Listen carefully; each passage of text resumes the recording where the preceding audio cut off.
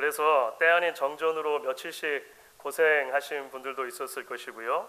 또 주일 새벽기도 수요 예배 이렇게 캔슬한 날들도 있었습니다. 하지만 역시나 시간은 흘러가는 것 같습니다. 또다시 언제 그랬나 싶은 따스함이 찾아옵니다. 토요일은 어제 제가 교회에 이제 나오는데 개나리 꽃이 활짝 피어서 저를 반갑게 맞아 주었습니다.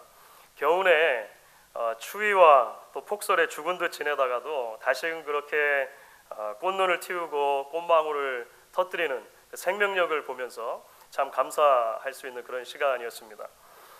올해도 이처럼 이 봄이 시작되는 즈음에 부활주일을 우리가 맞게 되었습니다. 십자가 위에서 죽으신 주님은 장사된 지 3일 만에 살아나셨습니다. 모든 것이 끝난 것처럼 보였지만 예수님께서는 죄와 사망의 권세를 깨고 생명으로 부활하신 것입니다. 그래서 기독교는 십자가의 종교이면서 동시에 빈 무덤의 종교이기도 한 것입니다. 십자가가 없는 빈 무덤은 공허할 뿐이기 때문이겠죠. 반대로 빈 무덤이 없는 십자가는 절망에서 끝나기 때문일 것입니다. 그 십자가 때문에 그리고 그 빈 무덤 때문에 오늘 이렇게 목양공동체에 속한 온 가족들이 한자리에 모여서 부활주일 예배를 드리고 있는 것이다, 그렇게 생각합니다. 그렇다면 여러분, 그 십자가와 빈 무덤이 저와 여러분을 오늘 어떤 신앙의 자리로, 섬김의 자리로 초대하고 있을까요? 우리는 오늘 아침에 오랜 기간 동안 기독교회가 함께 읽어왔던 본문 중에 하나인 로마서 말씀을 가지고 십자가와 빈 무덤이 우리의 신앙과 삶을 어떻게 조망하게 하는가 잠시 말씀을 나누어 볼 수 있으면 좋겠습니다. 본문 전체가 다 중요하겠지만 특별히 오늘 본문을 시작했던 4절과 5절 말씀이 있어요. 여러분들 성경이 있으시면 if you have your Bible, please read with me verse 4 and 5. 우리 4절과 5절 either in English or Korean, whatever language you want to read it, please read it with me. 우리 4절과 5절을 저와 함께 읽어주시면 감사하겠습니다. 여러분 성경 있으시면 같이 읽겠습니다. 그러므로 우리가 그의 죽으심과 합하여 세례를 받음으로 그와 함께 장사되었나니 이는 아버지의 영광으로 말미암아 그리스도를 죽은 자 가운데서 살리신과 같이 우리로 또한 새 생명 가운데서 행하게 하려 함이라. 만일 우리가 그의 죽으심과 같은 모양으로 연합한 자가 되었으면 또한 그의 부활과 같은 모양으로 연합한 자도 되리라. 오늘 이 4절과 5절 말씀 비롯해가지고 함께 나눈 본문 전체에 아주 중요한 단어가 반복이 되는 것을 볼 수 있습니다. 그것은 연합이라고 하는 표현입니다. 연합, 하나가 되었다라고 하는 뜻이죠. 예수님이 죽고 예수님이 부활을 하셨습니다. 그런데 예수님을 믿을 때 우리가 그 예수님과 연합된다는 거예요. 그 예수님과 하나가 된다라고 설명을 하는 것입니다. 예수님께서 십자가에 죽으셨을 때 우리도 죽었다는 것입니다. 예수님께서 부활하셨을 때 우리도 부활했다라고 말하는 것입니다. 굉장히 신비로운 일이죠. 굉장히 놀라운 일이 아닐 수가 없습니다. 바울은 바로 이 그리스도와 연합, 예수님과 하나 되었다라고 하는 것을 기억하는 것이 부활신앙으로 이 땅을 살아가는 우리의 삶과 우리의 섬김의 출발점이다, 이렇게 이야기를 하는 거예요. 그렇기 때문에 여러분, 우리가 부활신앙을 가지고 살아간다는 일은 무엇보다도 먼저 나를 또 내 주변에 있는 형제와 자매들을 예수와 연합한 존재로 보아야 한다는 것을 기억할 필요가 있을 것 같습니다. 언젠가 TV 프로그램에서 본 것 같아요. 무슨 쇼 프로그램이었는데요. 어떤 사람이 스카이다이빙을 시도를 하는 것입니다. 그런데 이 사람은 한 번도 스카이다이빙을 해본 적이 없는 사람이에요. 그런 경험이 전혀 없는 사람이 어떻게 공중에서 떨어질 수 있을까? 어떻게 그게 가능할까 생각하는데 방법이 하나가 있더라고요. 그 방법이 뭐냐면 베테랑 스카이다이버하고 함께 떨어지는 것입니다. 그러면 모양이 어떻게 될까요? 모양이 이렇게 되죠. 이런 비슷한 거 본 적 있으세요? 네, 본 적 있으시죠?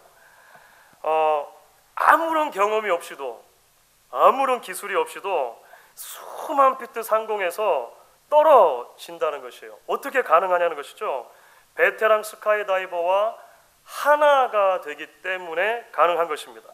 연합되었기 때문에 가능한 거예요. 연합이 되고 나니까 나도 베테랑 스카이다이버가 되는 것입니다. 아무런 문제 없어요. 아무런 문제 없이 결국 지상까지 안착하게 되는 것이죠.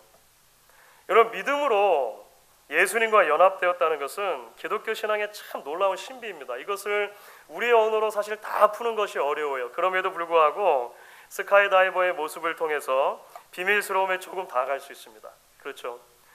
도저히 해결이 안 되는 죄인인데 하나님께서는 예수님께서 십자가에서 이루신 온전한 순종을 보시고 우리가 죄가 없다라고 선언해 주시는 거예요. 의롭다 이렇게 말해 주시는 것입니다. 아직 죄 안에서 잠자고 있는 것 같고 생명이 없는 것처럼 보이는데 예수님의 부활 안에서 우리도 부활했다 선언해 주시는 거예요. 새 생명을 가졌다 이렇게 이야기를 해 주시는 것입니다. 여러분 아십니까? 여러분은요 그런 분들이십니다. 그렇게 만들어 주시려고 예수님이 죽으셨고 예수님이 부활하신 것입니다. 그 예수님 믿을 때 우리도 예수님과 하나가 되는 거예요. 여러분 한번 보십시오. 거울이 없으니까 손이라도 한번 보십시오. 한번 보세요. 여러분 보십시오. 보시고 여러분 몸을 한번 보십시오. 여러분 뭐가 보이십니까? 놀랍게도 하나님은 여러분을 예수님으로 봐주시는 거예요. 놀랍죠? 여러분 옆에 계신 분들 한번 봐보세요. 옆에 계신 분 한번 이렇게 look around and check who are sitting right next to me. 여러분 뭐가 보이십니까? 놀랍게도 하나님이 이분들을 예수님으로 봐주시는 거예요. 그래서 옆에 계신 분들과 이렇게 한번 같이 인사하도록 하겠습니다. 이제 보니 베테랑이시네요. 옆에 계신 분들과 Now I realize that you are veteran skydiver. 이제 보니 베테랑이시네요. 여러분 자신을 그리고 믿음의 형제 자매들을 자꾸 그렇게 보시는 훈련을 멈추지 않으실 수 있기를 주의 이름으로 간절히 축원합니다. 그런데 여러분 오늘 바울의 말씀을 통해서 기억할 수 있는 부활신앙의 실제가 여기서 멈추지 않습니다. 여러분은 예수와 함께 죽었습니다. 예수와 함께 살았습니다. 이미 그런 일이 일어났습니다 라고 말하는 것과 더불어서 오늘 바울은 우리에게 그렇기 때문에 여러분 이제 계속해서 예수와 함께 죽고 계속해서 예수와 함께 살아야 합니다 라고 이야기하는 것을 들어야 한다는 것입니다. 여러분 이것을 신학에서 조금 어려운 말로는 indicative, imperative라고 하는 두 단어로 설명을 합니다. 서술적인 선포, 명령적인 선언. 아마 이렇게 옮길 수 있을 것 같아요. 성경은 항상 하나님의 은혜로 우리의 존재가 어떻게 변화되었는가 서술적으로 설명을 합니다. We are what we are in Christ. 설명을 하는 거예요. 그런데 그 이후에 반드시 따라옵니다. 그렇게 변화된 신분에 합당한 삶은 어떤 삶이어야 하는가? 명령의 언어로 우리에게 이야기를 해요. 이 순서가 뒤바뀌면 안 됩니다. 이렇게 살아라 그러면 하나님의 자녀가 된다가 아닙니다. 그렇죠? 하나님의 자녀가 되었다 그러므로 이렇게 살아야 한다 이야기하는 거예요. 여러분 우리는 끝까지 베테랑 스카이다이버하고 함께 이 다이빙 하는 거예요. 중간에 이렇게 같이 날아가다 보니까 좀 자신이 붙었어요. 위를 올려다보면서 아저씨 이제 저 혼자도 충분히 내려갈 수 있을 것 같아요. 고마 줄 끊어주시죠. 이렇게 할 수 있습니까? 그러면 안 돼요. 그럼 큰일 나는 거예요. 그렇죠? 우리가 하나님 나라에 들어가는 것은 끝까지 예수님의 공로 때문에 가능한 것입니다.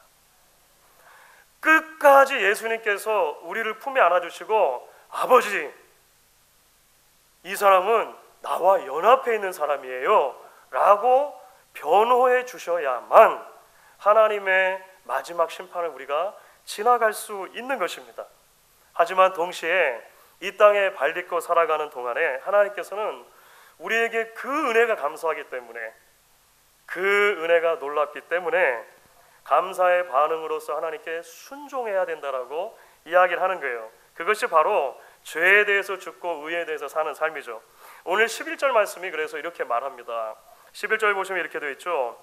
이와 같이 너희도 너희 자신을 죄에 대하여는 죽은 자요 그리스도 예수 안에서 하나님께 대하여는 살아있는 자로 여길지어다 라고 말합니다. 매일매일 죄의 유혹과 싸워야 한다는 거예요. 하나님을 닮아가는 삶을 살아야 한다는 것입니다. 나의 베테랑이신 예수님과 날마다 동행하는 삶을 살아야 한다는 거예요. 그렇다면 여러분, 조금 더 구체적으로 우리는 어떻게 예수와 함께 죽고 예수와 함께 사는 삶을 살 수가 있을까요? 성경을 통해 수많은 이야기를 할 수 있겠습니다만 오늘은 하나만 이야기를 하려고 합니다. 회개라고 하는 부분만 여러분과 같이 이야기를 좀 해보고 싶습니다. 여러분, 우리는 모두 실수합니다. 우리는 모두 넘어집니다. 우리는 모두 시험에 듭니다. 왜냐하면 완전하지 않기 때문입니다. 그런가 하면 우리는 넘어뜨리기도 합니다. 시험에 들게 만들기도 합니다. 왜냐하면 우리는 모두 다 공사 중이기 때문에 그렇습니다. 그래서 우리에게 회개가 필요한 것입니다. 회개. 매일매일 말씀의 거울에 나를 비추고 돌이켜서 다시 하나님 앞에 나아가는 이 영혼의 민감함이 우리에게 매일 필요하다라고 하는 거예요. 예수님께서 제자들과 마지막 만찬을 나누시는 자리에서 베드로에게 이렇게 말씀하셨던 장면이 있습니다. 누가복음 22장 31절 32절을 제가 한번 읽어드리겠습니다. 시몬아 시몬아 보라 사탄이 너희를 밀 까부르듯 하려고 요구하였으나 그러나 내가 너를 위하여 내 믿음이 떨어지지 않기를 기도하였노니 너는 돌이킨 후에 내 형제를 굳게 하라. 여러분, 예수님께서는요 베드로가 자신을 3번이나 부인할 것을 아셨습니다.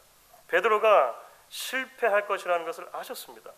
그럼에도 불구하고 그 실패를 분명히 할 것이라고 하는 자명한 사실에도 불구하고 베드로를 사랑하셨어요. 그리고 그에게 그를 위해 기도해 주시겠다 약속을 하시는 것이죠. 이유가 무엇입니까? 돌아오기를 원하시는 것입니다. 돌아오기를. 그렇게 회개하고 돌아올 때, 그렇게 넘어짐을 경험한 이후에야, 그렇게 실패를 경험한 이후에야 다른 연약한 형제들, 다른 넘어지기 쉬운 사람들을 일으켜 세울 수 있을 것이다 라고 예수님은 이야기해 주셨다라고 하는 것입니다. 저는 오늘 바로 이것이 부활하신 주님께서 우리에게 기대하시는 삶의 모습이라고 믿습니다. 바로 그것이 부활신앙으로 살아가는 아주 중요한 우리 삶의 모습이라고 하는 것을 믿습니다. 주 안에 사랑하는 목양의 온 가족 여러분, 예수님께서 부활하셨습니다. 할렐루야. 예수님의 부활은 믿는 우리 모두를 예수님과 하나가 되게 해 주셨습니다. 그리고 동시에 예수님을 닮아가는 삶으로 부르셨습니다. 주님 주신 은혜 안에서 참 부활신앙으로 오늘과 내일을 살아가는 우리 모두가 될 수 있기를 주의 이름으로 간절히 축원하겠습니다.